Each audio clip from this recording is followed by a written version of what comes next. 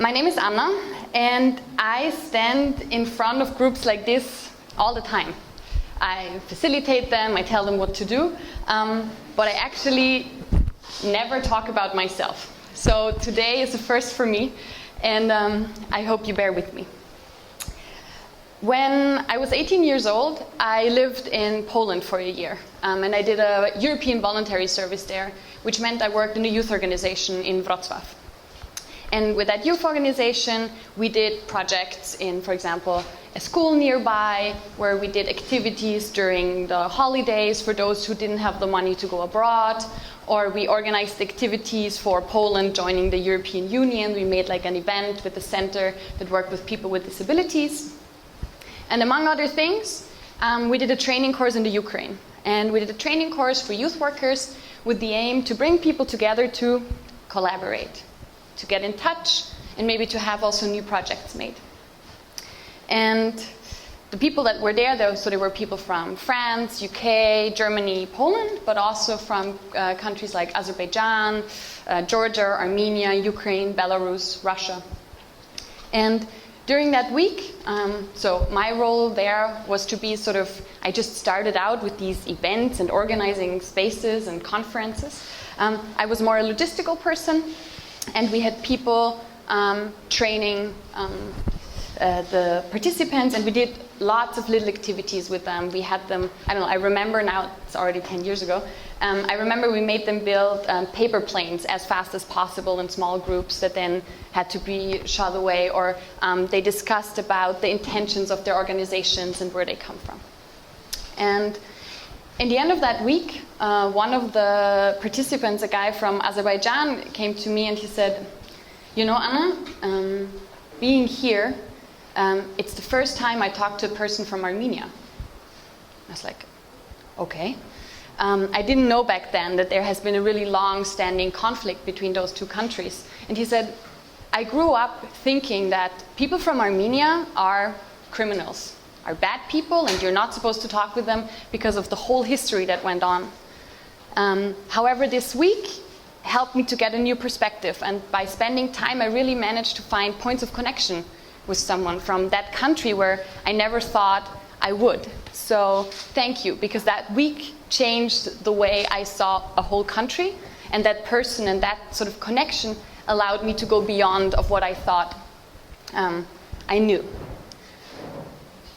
And that's sort of one of the points, if I go back in why I do what I do, because that made me realize that there are tools and settings and methods that allow people to connect, but not only to connect and to talk and exchange cards, but also to connect on a level that might sort of make a difference and change something.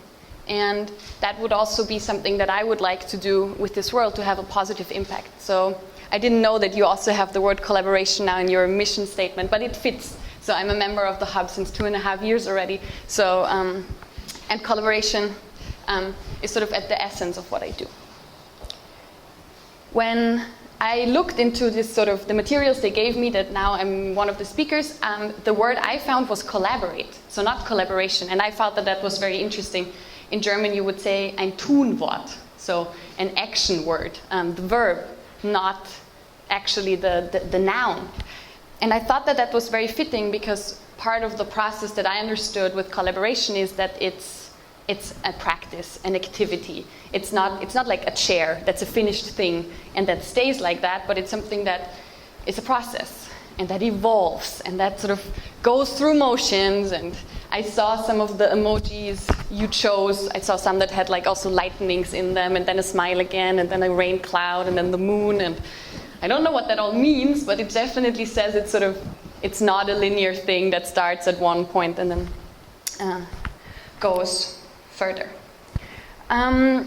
So collaboration being a process and me sort of working with settings. So what I do is like I do workshops or conferences or team retreats, all with the aim to connect people and to collaborate on given topics. My clients choose the topics. For example, a research project about the new economic model for the European Union, or the creation of a new political culture, or what else? Youth participation. So it's a very diverse range of things I do. And when I started out my work, I thought my job is to make people collaborate. So I put them into groups and I would make them do activities. So for example, I would make them cross imaginary rivers on tiles, where they would have to like manage to go to the other side, and they would fail, and they would have to touch each other and go to the other side. And yeah, so I made them basically do all kinds of activities that came to my head, also crossing rivers, trees, all kinds of sort of things that I thought would help them to collaborate. And that somehow worked, but like philosophically, I sort of forced them into relationships they maybe didn't want to have to begin with. And I took a step back and I was like, okay, how can I actually create a space where people connect to that inner intention that they actually want to collaborate and want to connect to other people? When you come somewhere, I rarely have people met who are not at least potentially willing to communicate with someone else.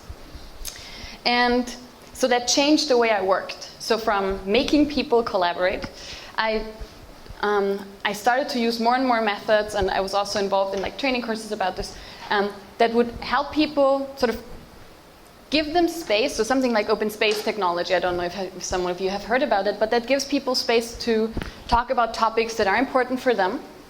And then they meet together in groups that want to learn or contribute on that given topic. And then it's up for them if they want to actually go deeper or connect more or share more about themselves. So that changed a lot in the way I saw myself and my work. And it changed the title of my work. I started to call myself a facilitator, which comes from Latin and means a person who makes it easier. So my task is usually to make it easier for people to connect and to collaborate. And talking so much about the collaboration and sort of knowing that this is so important in my work, I actually do two sides of it. So I'm with a large group of people like you, and I get them to do stuff, as I will do in a second also. Lisa announced it already. And on the other side, I also always work in teams. So whenever I deal with a big group of people, I have a client, I have colleagues, I never do this work alone. So realizing collaboration is so important, I also know that, or I also understood that it's very important that I practice what I preach. So I needed to look at my own ways of collaboration, what it is that I do, and how do I connect to the people I'm with. And I looked for methods and practices, and I really got into storytelling. And storytelling, so the form of storytelling I do is called counsel. And one of the intentions there is to talk from the heart. And in the beginning, I thought that was great. They were like, I could really express myself and talk about what was going on for me, and people would listen to me, and that was wonderful, until I realized that does not foster collaboration in itself. Like, just because I maybe tell a heartfelt story, that does not immediately make people connect to me. And I understood it's actually about listening. And that sounds so simple, but it's not. Or it's not for me, at least. Because another intention of that practice is to listen from the heart. So what does that mean, to listen from the heart? It means someone tells a story, and you're not immediately comparing yourself to that story. Or you're not immediately saying, ooh, but I would have done it like this. Or, are you sure this is a good idea? Or, where did this even come from? It also means to put away all these other things that are going on while someone else is speaking. I sometimes call this the monkey mind. So someone is speaking in front of you, and in your head it goes, I have this appointment that I should make, and this phone call I was supposed to do. But to put that away and actually listen to the person that's in front of you and connect to that person. And that was sort of a big aha moment for me, also when it comes to my work, because I realized while it might look that my role is to stand in front of groups and talk, it actually is to listen. So when I have groups in front of me, I try to read them and I try to listen to them and what they say. So I try to see, for example, I can see you're hot. Or for example, I see if people, thank you, yes, good. You feel seen, yeah, very good. For example, there are groups of people, and when they get impatient, you see the feet go like this. I don't know if you've ever observed that they start to wiggle with their feet. Or also if you stand in front of people or you work with a group and they all start to talk to each other instead of watching you. Sort of to actually listen to what the groups are saying, and that changed the way I worked, because in the beginning I thought, so this is my method and this is what I'm doing, and then people do this. People don't always do what I think they are going to do, so I needed to adapt and really see what I could do. And I also understood that listening is actually sort of key, not only in what I do, but also to foster collaboration. So, I have a request for you.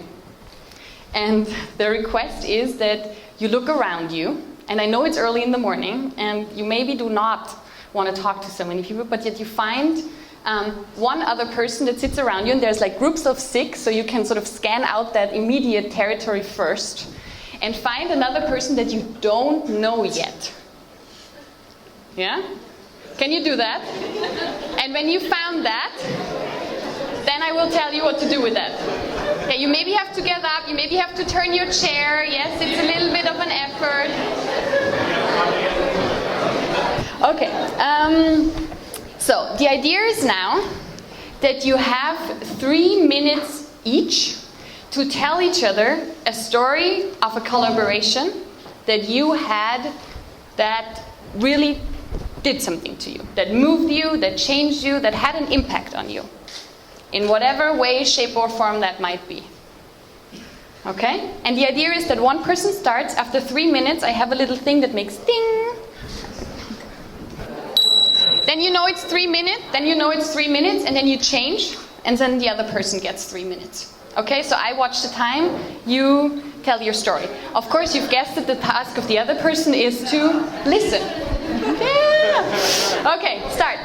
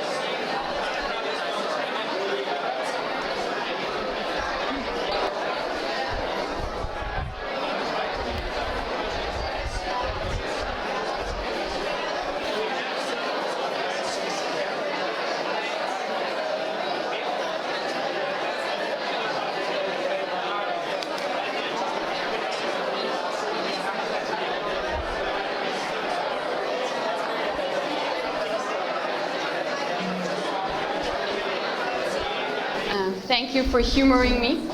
I would, of course, like to hear some of those qualities. Let's say 3. And that would require you to just sort of shout it out to me. What's one of the qualities? Common enemy. I didn't hear that. A common enemy. A common goal. Yeah? Okay. Something else? Deep empathy. Deep empathy. Okay. One more? Common target. Common target. A common target. Okay. Thank you. I'm sure there are many more. They're for you to take home. I know that the time was quite short, so maybe this is sort of a conversation that you want to continue after this talk is finished. And I, of course, also want to share a story with you about a collaboration that sort of changed me, moved me, that was really special. So when I got into this whole training world and working with people, there was this woman from the Netherlands, Naomi. And she and me, we immediately clicked. We liked each other, we had a great time together, and we really wanted to work together. We shared the philosophy, but working together was really tough. Like we just couldn't make it work. It was like, how can we like each other so much, have the same aims, but somehow it's just not clicking. But we're both very determined women, so we did 3 training courses of 5 days each together. And we tried, and you know when you have this kind of team meetings, but there's always a bit this awkward atmosphere, But as soon as we did not work anymore, we were having a great time. We also cried a lot. It was not good, but we loved each other, so it was very confusing. And at the 3rd course, we were at her home in Utrecht. So imagine red brick building, large windows, as it often looks like in the Netherlands. And we were sitting on the porch, and I was like, okay, again. So I was like, okay, I have to sort of, in German you say, you take yourself a heart, sich ein Herz fassen. And I was like, you know, Naomi, when you talk about all these books that you read all the time and all these theories that you know and how you connect them within seconds and make something new out of it, I always feel I also need to be able to do that. And I also have to say all these theories and all these things, but I actually don't even care that much about it, and I'm not that interested, and it's just sort of, it always makes me feel that I'm not good enough. And she said, you know, Anna, when you come into a room and you really have this sort of feeling and awareness of what's going on, and you can read people and you know how they are, and you want to talk about this, for me that's really stressful, because this is not really what I want to be doing and what I want to focus on, and I always have the feeling I also need to be able to do that, and I always feel I'm not good enough, and that's really stressful for me. So, okay, then we cried a little bit, and then we laughed. As these stories go, and decided formally that we would now maybe focus on the things each of us was really good at, and not try to be the thing that the other one was really excellent at. And it was sort of a beautiful way to be with each other. Naomi also works for the Creative Morning Amsterdam chapter now. And it was actually the Amsterdam chapter that chose this month's topic. So the reason the topic this month is collaborate is also thanks to Naomi Hearts, which I thought was a really beautiful story of sort of coming all the way around.